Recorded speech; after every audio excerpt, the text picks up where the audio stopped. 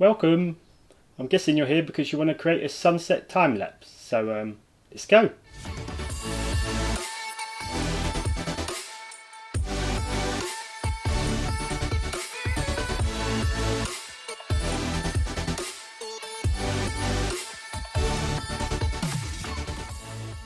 For this first time lapse the skies were clear, so I had the camera on aperture priority mode.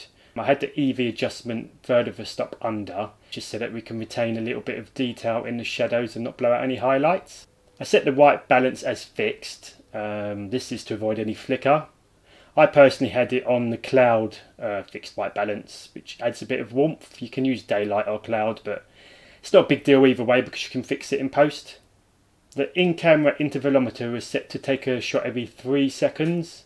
I find this works well, and when you play it back, if you play it back at 24 shots per second, this is the frame rate of a Hollywood blockbuster, so if it's good enough for Hollywood, it's good enough for this.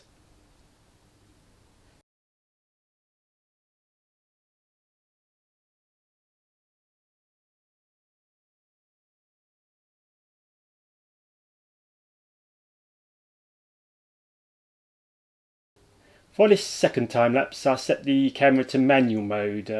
When there's passing clouds, it can cause problem with aperture priority because it'll keep changing the exposure, and then when you play it back it'll start flickering, so I wanted a fixed exposure for this one.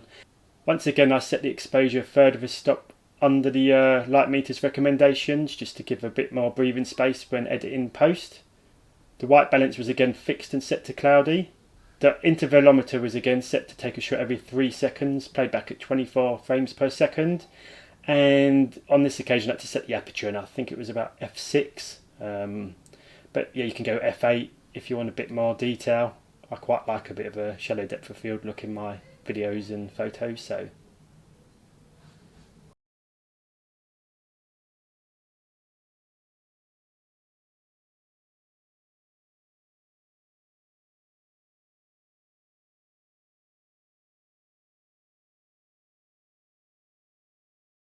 Hope this video helped. If you'd like to see more of my work, please subscribe.